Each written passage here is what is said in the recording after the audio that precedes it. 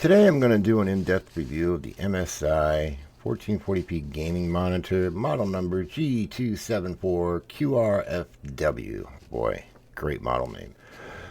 So recently I did an unboxing on this monitor, and I had a viewer reach out and request a more in-depth review. So I figured, why not? So here we are. So full disclosure, this is not my area of expertise. Please keep that in mind, but I'm going to give it a go anyway. Alright, so first of all, I picked this up on Amazon for $270.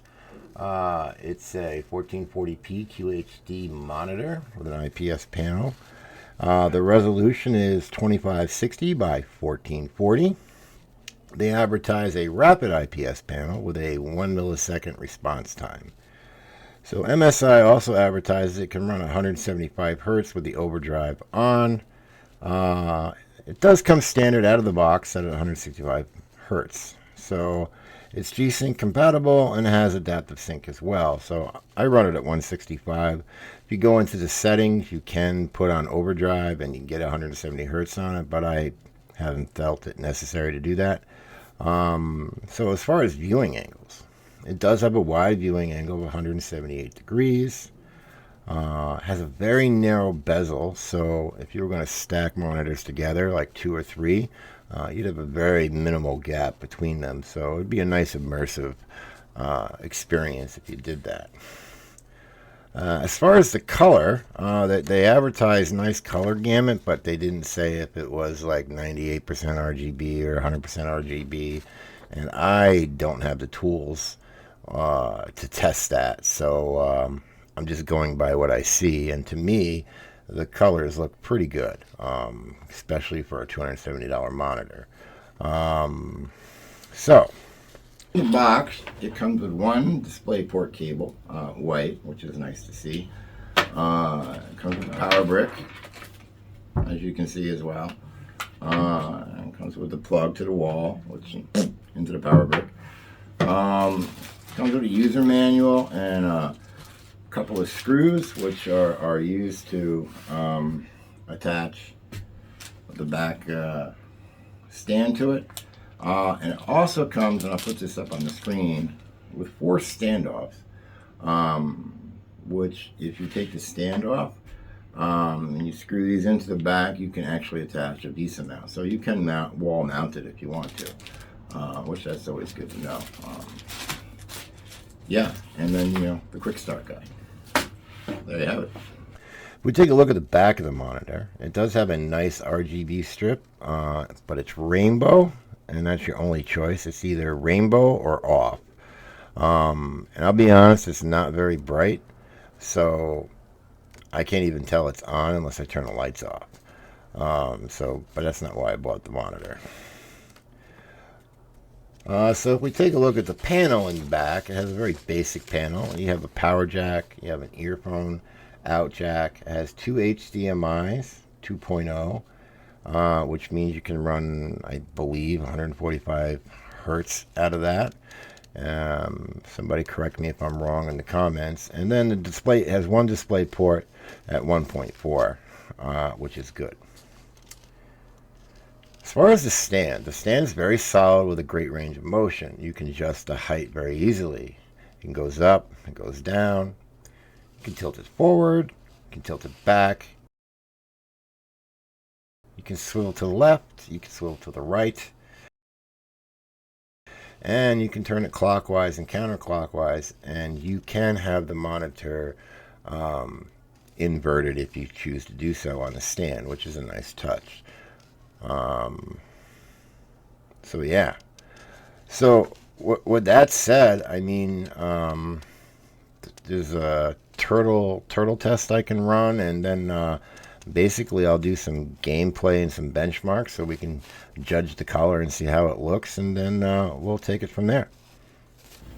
Well, I mean, we have this test. I see him do that. I don't see any ghosting. It could just be the trail of the mouse. I don't know. We could do the UFO test.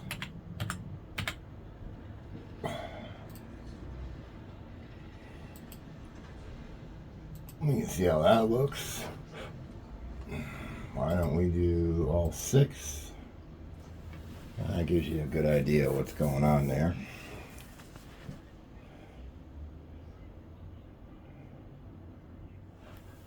So I think the top 2 are your best bet there.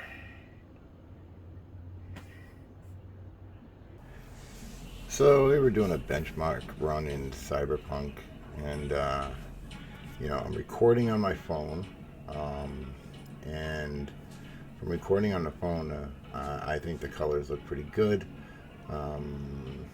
The blacks are blacks, the blues are blues, the whites are whites. The detail is there.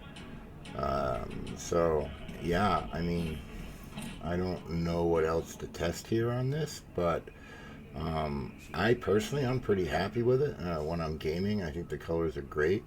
I'm happy with it when I'm doing the editing, so the colors seem true. So I have no complaints on this monitor as far as performance-wise. I would have liked to have seen a better panel in the back. Maybe a couple of USB ports would have been nice. But $270, you get what you get.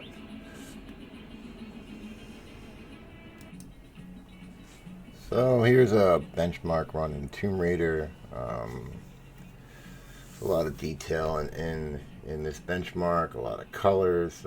It goes from city to jungle, to little village. Yeah, I mean, considering I'm recording on my phone, I'm recording a video of a video, the detail and the color is pretty good. The